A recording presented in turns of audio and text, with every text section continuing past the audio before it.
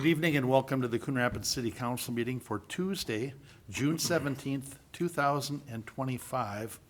We're going to be starting with the pledge, but when we first rise, if we could just take a moment to lift up John and Yvette Hoffman in thanksgiving that they're recovering, and we lift them up for their continued recovery.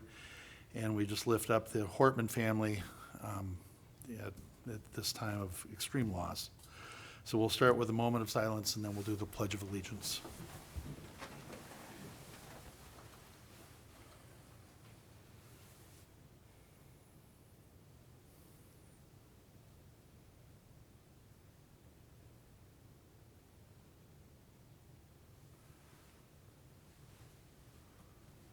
I pledge allegiance to the flag of the United States of America and to the republic for which it stands, one nation under God, indivisible, with liberty and justice for all. Thank you. Please call the roll. Councilmember Griscoviac. Here. Councilmember Butler. Here. Councilmember Novak. Councilmember Geisler. Here. Councilmember Armstrong. Here. Councilmember Carlson. Here. Mayor Cook. I'm here. One absent, Novak. Thank you. Why don't we adopt this evening's agenda? Motion to adopt the agenda, Mr. Mayor. Second. Motion by Carlson and a second by Geisler. Is there any discussion or corrections? Hearing none, all in favor signify by saying aye. Aye. Opposed? And the agenda is adopted. And we're actually going to start with the Coon Rapids Women of Today. We're going to start with their presentation first. And I will say that when you were calling the roll, I was expecting a different voice. When you said Councilmember Geisler, I went, oh, yeah. Yep. The other one. Answer. Welcome back.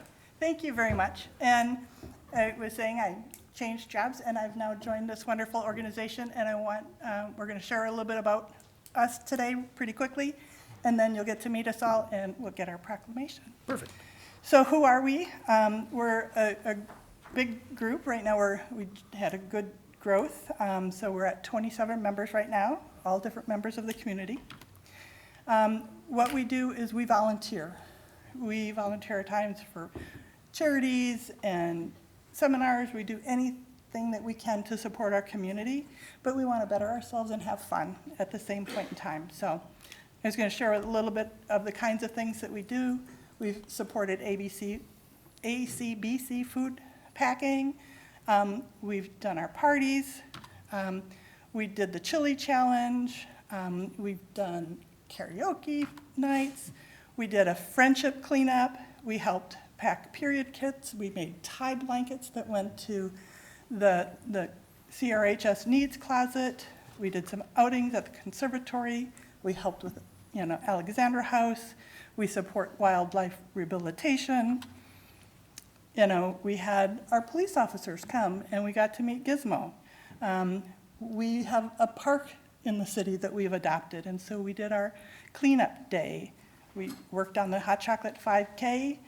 We had an event where everybody got to learn floral arrangement. So it's service and having fun. But the big thing we want to share is on Saturday, July 12th, we are working with Hope for Youth. And this is the Pack the Pantry Summer Challenge. We'll be at the Riverdale Village between 10 a.m. and 2 p.m.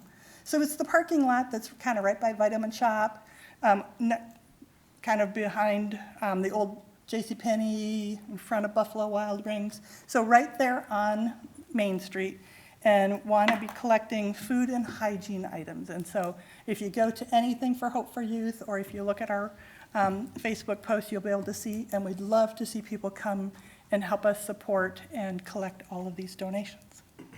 Okay. If you want to get engaged, one of the things that I really thought was heartfelt from the Hortman kids were, do something. And that's one of the key things that I love about this group is we do things for our community. So we'd love to see people come and join us. We meet here at the Civic Center down by the main rooms. It's the first Monday of the month. So July 7th will be our next meeting. We start with a social hour and then have our meeting and our program. So would love to see people come and join us, and now we can get our proclamation. So we can have Coon Rapids Women of Today Day. Awesome. The Pack the Pantry coming up on July 12th. Is that like a drive-through for people to make? Yes. So they can just drive through and drop off Drive things? through, drop things off, yep, and then we'll be collecting them from their cars, and then we'll pack everything up and bring it over to Hope for Youth. Awesome. So again, food and hygiene items will be collected. All right. Before we do the proclamation, does anybody have any questions? All right, then I'll come down on front, and whoever's coming up, I'll meet you in front of the dais. Come on, everybody. All right.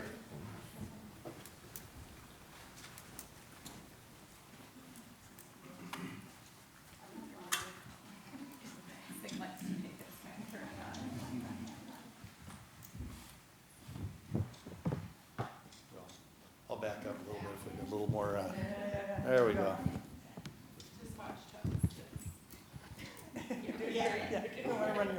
This is not your first day running that thing. A lot of proficiency there. All right, well, I have a proclamation for the Coon Rapids Women of Today Day. Whereas, the Coon Rapids Women of Today chartered as part of the Women of Today and United States Women of Today chapter February 29th, 2016. And whereas, Women of Today believe that through us, great lessons can be learned, worthy deeds performed, and a hand of fellowship extended to millions of women everywhere. And whereas, the Minnesota Women of Today and the Coon Rapids Women of Today are dedicated to actively promoting such public awareness and service programs such as Alexandra House, Hope for Youth, ACBC Food Shelf, and Feed My Starving Children, as well as participating in Snowflake Days. And whereas, the Minnesota Women of Today and the Coon Rapids Women of Today provide personal enrichment and leadership training for members of all ages and demographics through our belief in the advancement through equity and inclusion. And now, therefore, I, Jerry Cook, Mayor of the City of Coon Rapids, on behalf of the Coon Rapids City Council, hereby proclaim June 17th, 2025 to be Coon Rapids Women of Today Day in the city of Coon Rapids, proclaimed the 17th day of June 2025. You don't have a lot of your day left. You better get going. Am I giving that to you? All right. And then I'll let you introduce yourself. Peter's always ready to go. Yeah. So, hi, I'm Jenny Geisler. I'm Beth Clifford. Stacy Gross. Tammy Ninneman. Jenny Orr. Bethany Schwer. Lori Mush. And Jean Wayne. All right. Is there anything else you want to share, or did we cover it all in the presentation? I think we covered it all, but would love to see everybody join us. So, All right. July 7th, come on over. July 7th is the meeting, and July 12th is the, you were going to correct her, weren't you? And July 12th is Pack the Pantry. Yes. Oh, there you go. Yeah. So you can join. Well, I noticed when we had the chili competition, there was a guy handing out the chili for you.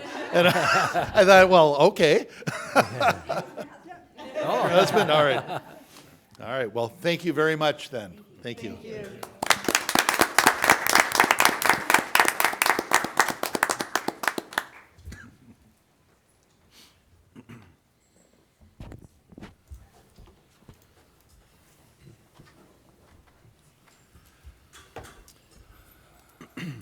All right. Next item on our agenda is to approve the minutes of the June 3rd meeting. Move approval? Second. Motion by Geisler and a second by Butler. Is there any discussion or corrections? Hearing none, all in favor signify by saying aye. Aye. Opposed? And that motion carries. Now, I'll just get my, sorry. And our consent agenda, we have 5 items on our consent agenda.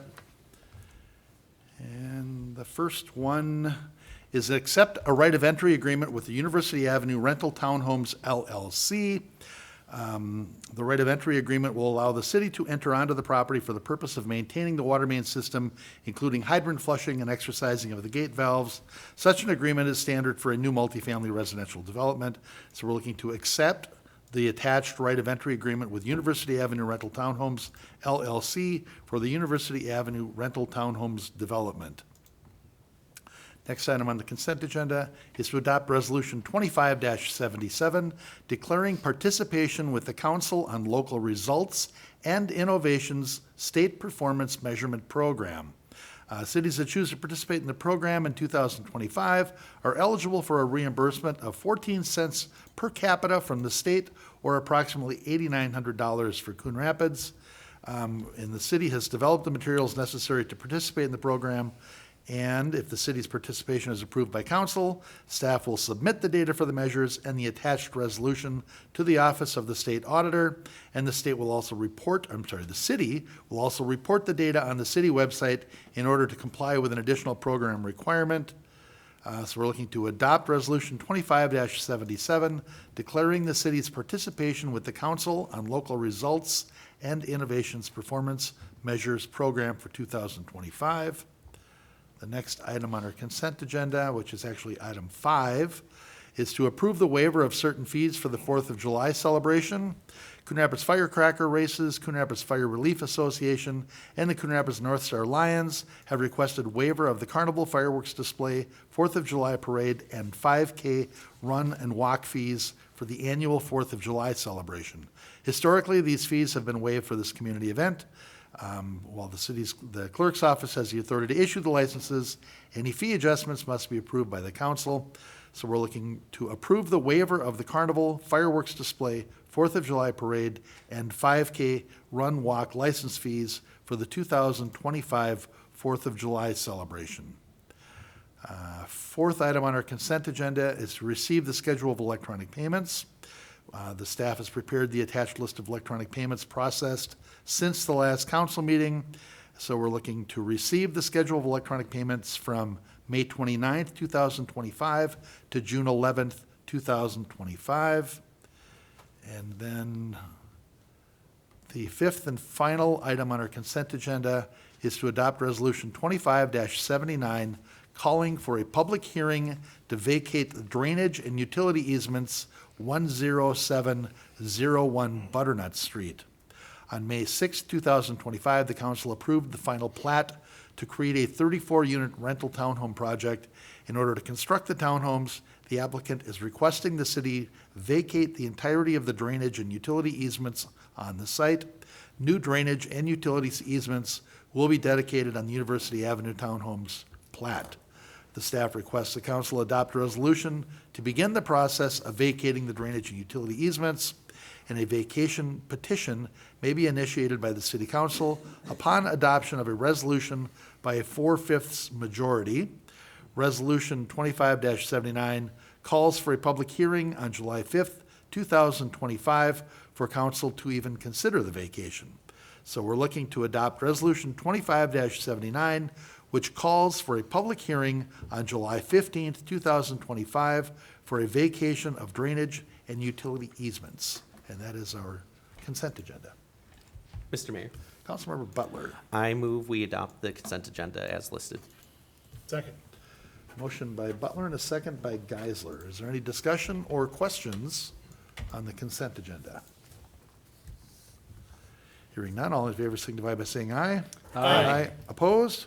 And that motion carries. Next, item 8. We're going to be holding a public hearing for a grant application for the United States Department of Justice and consider an MOU with the City of Fridley and Anoka County. And Assistant Chief Jacobson is here. I think you're going to give us the rundown on this. Yes, Mayor and Council, thank you. Again, like the past several years, we've been awarded funds from the Department of Justice through their Justice Assistance Grant. This is funding that we are able to use to buy equipment items or different things that we don't normally budget for.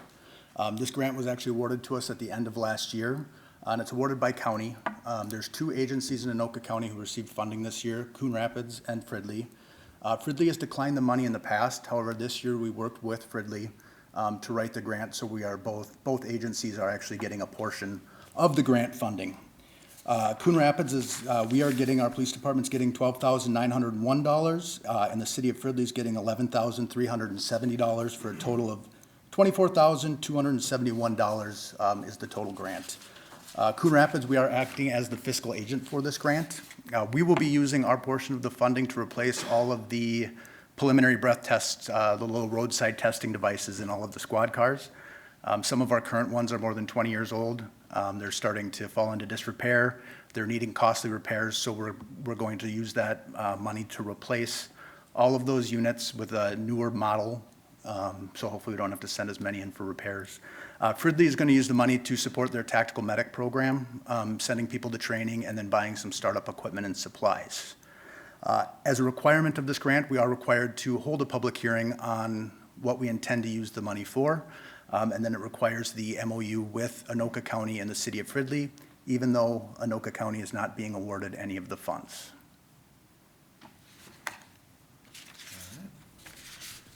Anybody have any questions?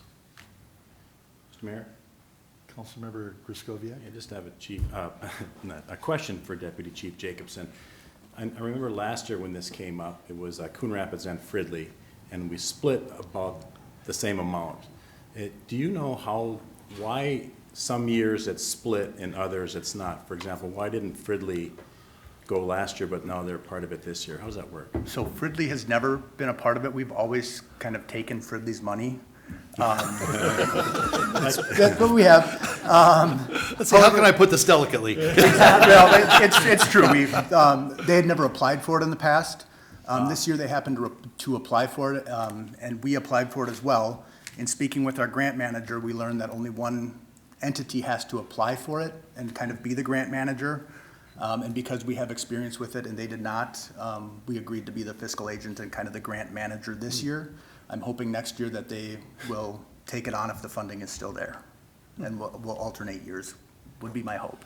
Okay, interesting. So they kind of saw best practice over here in Coon Rapids and said, why aren't we doing that? It took about 10 years. Yeah, 10 years. Yeah. Thank you. That's all I have. All right. And nobody wants to know what they're going to do with the old ones? I think it's interesting. Are you going to sell them or what? Yeah, they'll go up on the auction site, and I'm sure smaller agencies who don't have the funding to buy them will purchase them. Some still do have value, so they will be sold, and the money will go back in the general fund. Very good. All right, any other questions? Somebody want to, let's see, all right, so if there's no other questions, the first thing we need to do then is hold a public hearing on the proposed JAG grant expenditures. So we'll open the public hearing, and if anybody is here to address council in the public hearing on the proposed JAG grant expenditures. Anybody here for the public hearing on that? One more time on the public hearing for the JAG grant expenditures. We will close the public hearing. And looks like should no changes to the grant be proposed. So we're looking to approve entering into an MOU. All right. Mr. Mayor, Councilmember Carlson. with no grant changes to the grant being proposed, I move to approve entering into an MOU with Anoka County and the city of Fridley for the United States Department of Justice grant. Second. Okay, a motion by Carlson and a second by Armstrong. Is there any further discussion on this? All in favor signify by saying aye. Aye. Opposed? And that motion carries. And absolutely no disrespect intended at all. Is it assistant chief or is it deputy chief? Deputy Chief, Mr. Mayor. Okay, I'm going to try and get that right next time. Sorry, Deputy Chief Jacobson. Thank you. Now I'm wondering, did I get it right? Yeah, you got it right. I got it wrong. All right. Item 9 is, come on, there we go. Conduct a public hearing and consider resolution 25-78, authorizing the issuance of Conduit charter school lease revenue bonds. Ms. Hanson, you want to cover this one? I will, Mr. Mayor. Hear me. Let's see. So the city is, has been asked to be an issuer for Conduit charter school lease revenue bonds for Athlos Leadership Academy located in Brooklyn Park. federal law and state statutes provide for a tool for certain 501c3s to have access to tax-exempt financing by means of the city issuing that for them. So we are asked to issue up to $26 million, most of which will be used to refinance an outstanding principal amount from bonds issued in 2015 by the city of Brooklyn Park. And they're also looking to finance deferred maintenance and improvements to the school facilities. The request was originally made to the city of Brooklyn Park, but they do not have capacity this year as they are looking to meet their $10 million bank qualified limit for new issuances. We have room available in ours as we've only used about just shy of 7.4 million this year. And the issuer the borrower is estimating that the amount of the new money will be less than that. So since this is a conduit issuance, they do not become outstanding bonds for the city. They don't count against our legal debt margin. They also do not have any impact on our credit rating. So our council is asked to hold a public hearing on this and then approve the issuance. We do have representatives from Kutak Rock is the bond attorney on this, as well as a representative from Athlos, I believe, here. So if you guys have any questions or would like them to speak on this, they're here for that. Okay, very good. Any questions of Ms. Hanson on this? Mr. Mayor, Councilmember Carlson? I just want to be clear on it, Ms. Hanson. This, actually, a resident just asked me about this, not this particular one, but, asked me about us doing this. No risk, no cost, just helping another city out, correct? Correct. We've had other charter schools in Coon Rapids who had approached us and we didn't have capacity before. And so the last one was Northwest Passage, I believe, and the city of Champlain Park issued that. So there's no risk to us. It's not backed by the general obligation of the city, does not become an obligation for us, doesn't impact our credit rating. And then we do get a small administrative fee for issuing it. So it actually generates a little bit of unanticipated revenue for us. Thank you. Very good. Mr. Mayor? Councilmember Butler? Yeah, I think just to build off of Councilmember Carlson's point, I did have residents reach out who were a little confused. They see Brooklyn Park and they say, wait a minute, we're Coon Rapids. But Ms. Hanson did a great job walking through some of my questions that I had via email. And as she mentioned, it's about $50,000 of additional revenue for the city. Nice. Yeah, and certainly this goes back and forth, because I know years ago when Epiphany did some repairs on their senior apartments, I think it was, we didn't have any capacity, and Champlain carried that one for us too, so. Mr. Mayor, Very good. Councilmember Griscoviac? just a question for Ms. Hanson, or even the city and city administration. Do we foresee any need in our city to issue these lease revenue conduit bonds for the remainder of 2025? Councilmember Griscoviac, we don't have any plans to issue any more No debt one else this from year. our city has come to Nope. us? Oh, okay. All right, just wanted to make sure that we had the capacity for our own city. Glad to help Brooklyn Park. All right, any other questions? If there were no other questions, then I will open the public hearing on, I'll open the public hearing as we consider Resolution 25-78, authorizing the issuance of conduit charter school lease revenue bonds. Is anybody here to address council for the public hearing for authorizing the issuance of conduit charter school lease revenue bonds? One more time on the public hearing. We'll close the public hearing. And we've got representatives here. Do you feel a need to come up and talk to us, or do you think this is going the right direction right now? Mr. Mayor, I'm from Kentucky Rock. Well, you might as well, as long as you're here, you might as well come up and introduce yourself and tell us what's going on. Hi. Mr. Mayor, I am Gina Farini from the law firm of Kutek Rock. We're serving as bond counsel on this issue. I was just going to say that Ashley did such a great job in answering questions and with her presentation. I don't have anything else to add. It's just important to remember, as already has been reiterated, this is not a pledge of the city's general obligation. No tax dollars are being used for this. The bonds will solely be repaid by the borrower. The borrower, there's a mortgage on the facility. They're pledging revenues from their lease aid that charter schools get in order to repay the debt. Doesn't count against the city's debt limit or impact the city's credit rating. So, Okay. thank you. Thank you. Council, what are your wishes? Mr. Mayor, Councilmember Geisler. Sorry. I'll make a motion to adopt Resolution 25-78, authorizing the issuance of Conduit Charter School lease revenue bonds for the Athlos Leadership Academy Project, Brooklyn Park, under Minnesota statutes, section 469.152 through 469.1655, approving related documents and taking certain other actions with respect thereto. Second. Motion by Geisler and second by Butler, I think. Is there any further discussion on this? Mr. Mayor, Councilmember Griscoviac? I had a question. Will this issuance go toward our maximum for 2026? Even we get a fresh reset the clock at 2026 again, even though these aren't paid back? Correct. Okay. Councilmember Skolniak, yes. The $10 million limit resets for the next year. Got it. Okay, perfect. Thank you. All right. Any other discussion? We have a motion and a second. All in favor signify by saying aye. Aye. Opposed? And that motion carries. Next item on our agenda is item 10, to consider a development agreement with University Avenue Rental Townhomes LLC. I think we're probably looking to put our easements back in here. Mr. Patzner back there. There you are. All right. Thank you, Mr. Mayor, council members. I don't have a whole lot to say about this one. This is one of the first of what we're hoping to be a standard development agreement going forward for larger residential and commercial projects.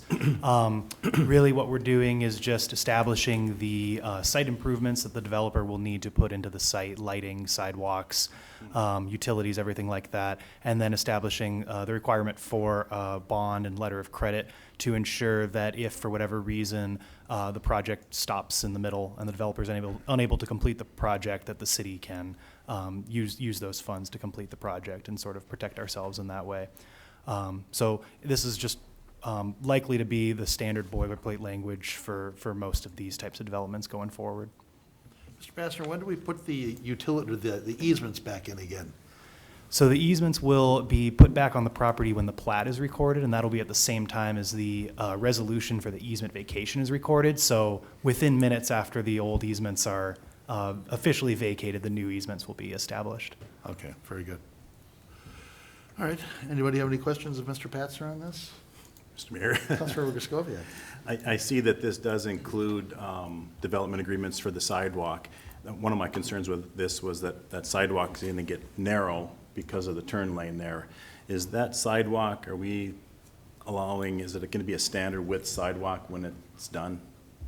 Councilmember Griscoviac, I believe the width of the sidewalk will be standard across along University Avenue for the entire project. Okay, that was the only question I had. Mr. Patzner? Mr. Mayor. Yeah, go ahead. Mr. Patzner. You mentioned you wanted this, or the city's prospecting this for other larger developments. Is there kind of a scale or size, or is this basically MDR, HDR developments, or, what are you guys looking forward on this? Thank you, Commissioner Geisler. Yes, this would generally be for any development that's considered a commercial development under building code, so any multifamily residential development or commercial development.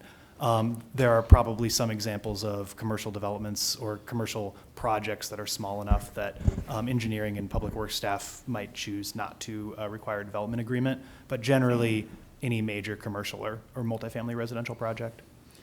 And then, if I may, my follow-up to that is also, is planning going to see these? Are these coming straight to council? Are these going to get to administrative at some point? Just kind of curious what you look at since it's the first one. My understanding is that they will generally go straight to council, and it is required to be approved by council. So it's not something that would be able to be administrative. Maybe in the future, we would include it on the consent agenda instead of as its own new business item, but it would just go straight to council. Excellent, thank you. And you saw what happened. You skipped past me, so he called you commissioner. I'm so used to saying Commissioner Geisler. I apologize. I just reverted back to my old job, so there's a lot of old jobs today. All right, so I guess we are probably going to need a motion to approve the development agreement. Mr. Mayor, Councilmember Butler. I move that the council approve the development agreement with the University Avenue Rental Townhomes LLC. Second. Motion by Butler and a second by Geisler. Is there further discussion on this? Hearing none, all in favor signify by saying aye. Aye. Opposed? And that motion carries. Item 11 is to consider Resolution 25-75, amending the 2025 budget and authorizing an interfund loan for Boulevard tree removal. Mr. Stemwedel? Sure, Mayor and Council. This is something that Council spoke about last in September and August last year, where we created a plan to address the rapidly declining ash trees in the city boulevards. This has been an issue related to emerald ash borer, which is an invasive species that infects the tree, and over time, the tree dies because it sort of loses its nutrients.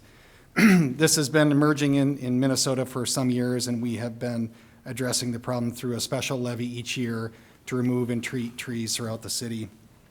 However, in the last few years, the trees have declined very rapidly. And so this time last year, a little later than that, we decided to pump some more money into our EAB fund to remove ash trees in the boulevard. And we created a multi-year plan that would help us accelerate the removal, and then once the removal is complete, kind of turn our attention to replanting those trees. Well, the good news is our city forester, Tommy Shabilla, has been able to make rapid progress since September of last year, to the point where he is getting near running out of the allotted funds that he had through both the levy and through the interfund loan that was approved in September. When we projected out last summer, we thought that the funds that we had sort of created for him would last through this year, but he's really 6 months ahead of schedule. It's not that they're more costly, it's just the contractor availability has been really good. So he's just been sending them out to neighborhoods, removing trees en masse, and getting through things quicker. So rather than asking Tommy to stop his progress, what we're asking council to do tonight is to approve another interfund loan of $550,000 that we believe, in addition to the 2026 levy, will allow Mr. Shabilla to complete removal of the remaining boulevard trees. We have about 1,600 trees left to be removed. We started with 6,700 trees. Maybe 8-9 years ago when they were inventoried, when this problem emerged. And we had a little over 3,000 when we spoke to you last year. So about 1,600 left to go. We think these funds will get us through that 1,600. Then in 2027, we can use the established levy to turn our attention to replanting and additional beautification along our boulevard. So this should get us to the end. It just gets us there a little quicker. We were anticipating an additional interfund loan as part of that multi-year plan last year. This is just maybe 6 months earlier than we had expected to need it. I think that's all good.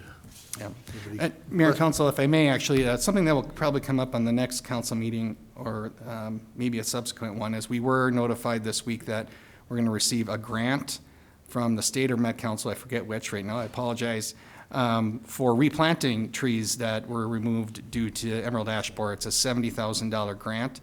So it has to be specific to a neighborhood that meets certain criteria. And so Tommy's creating a package, if you will, for a specific neighborhood for those funds.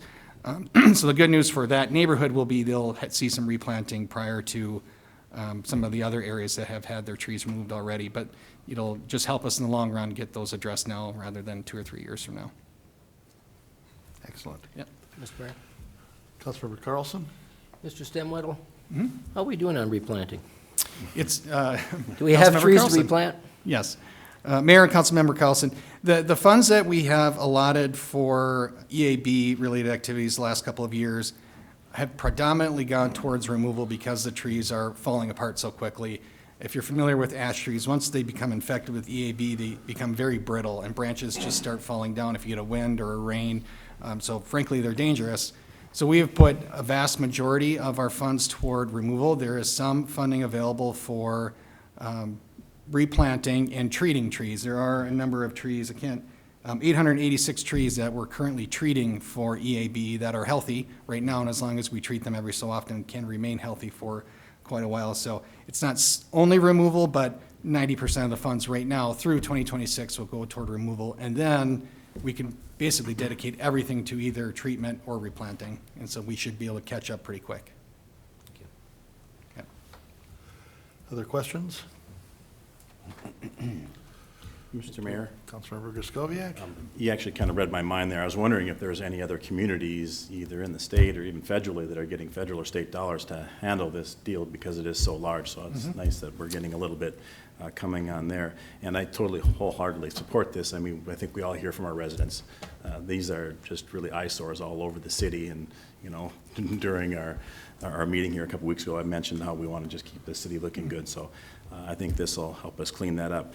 I do have a comment unrelated to the passage of this particular item, and I don't know if I should bring it up now or another business, but I'll just bring it up now, because it's related.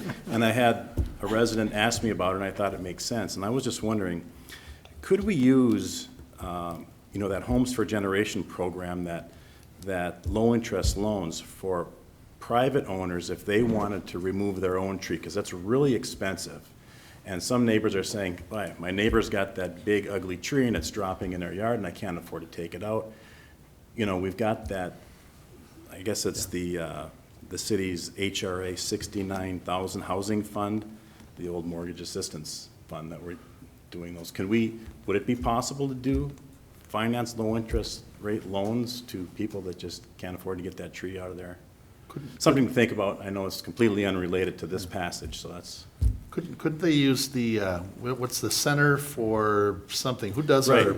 That Environment and, ECC. yeah, CEE, but CEE. Energy and Environment, I think. Center for Energy and Environment, because they're the ones that control our service. Yeah. Basically Manage. set up the loans. Mayor and Council, CEE administers the loan program for us. It's our dollars, our funding Right. that we give them the parameters for, and they handle the applications and the repayments and things of that nature. But would tree removal be eligible, you think, through that? or- Not currently. Not I don't currently. believe it would be.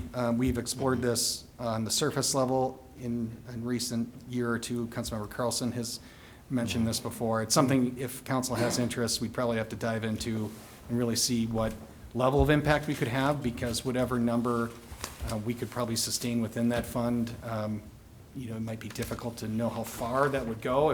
Is it a grant program? Is it a loan? How many of those can we give out and still sustain our other housing programs? So it's something we can explore. We just have to identify what that looks like and the terms and things of that nature. Yeah. But budget process is coming up, so perhaps it would be a good conversation to have this summer prior to August, or during that timeline. Okay, very good. Councilmember Geisler? If I may just add on that one, that might be a very interesting input from our Sustainability Commission if, tree removal is a portion of just general yard management, beautification, and other things. I know we've looked at support for bee-friendly lawns, pollinator-friendly lawns, things like that. So if there's any way to extend or connect all of that together, it would be an interesting prospect to come back with. All right. Now, specific to this. Okay. Anybody have any other questions on this? Mr. Mayor? Councilmember Carlson? Make a motion to approve Resolution 25-75, amending the 2025 budget and authorizing an interfund loan for Boulevard tree removal and related activities. Second. Motion by Carlson and a second by Armstrong. Is there any further discussion on this? All in favor signify by saying aye. Aye. Opposed? And that motion carries. We're to the open mic public comment portion of the meeting. Is anybody here to address council for open mic this evening? All right, I don't have any reports on previous open mics, and we are to other business. Mr. Mayor, Councilmember Butler. I know we had the moment of silence at the beginning, but I did just want to take another minute just to acknowledge and appreciate the horrendous events from the weekend. I'm very thankful for the city manager and the police chief for keeping us informed and for protecting our elected officials on this side of the river. You know, my thoughts, of course, are with folks in Brooklyn Park and Champlin and with the Hoffmans and Hortman family.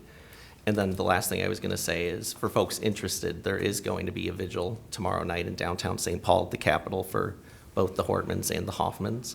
Starts at 8 p.m. and it goes till about 9:30. And again, it's you bring your candle, bring your thoughts and prayers. And it's a time for folks to be together during a very difficult time for a lot of people. And yeah, thank you.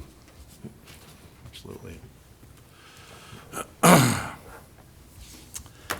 Yep, absolutely horrific.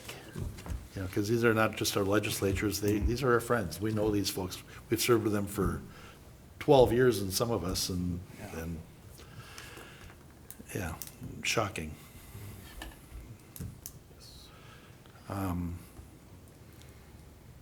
Is there other business before we move to the 4th of July?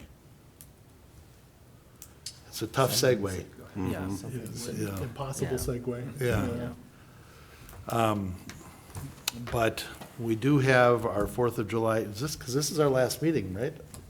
This is our third meeting, this is the third Mayor, week of there'll be June. one right? just prior, but I think it makes sense to get the word out now. We'll have one on Tuesday the 1st, or the, Yeah, that doesn't give a lot of time. no, No. not much at all. Yeah, no, okay.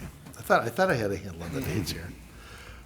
So our 4th of July Carnival starts on Wednesday, July 2nd. There's a kind of a day of activities, and then the parade is at 6 p.m. Wednesday night, July 2nd. The all-class reunion is from 5 to 10 that night. Bands all 3 nights. Car show Thursday night, or Thursday. And I think the police bags tournament is Friday, maybe? Why does everybody look for Tiffany? And she's not here. She's home watching it on TV.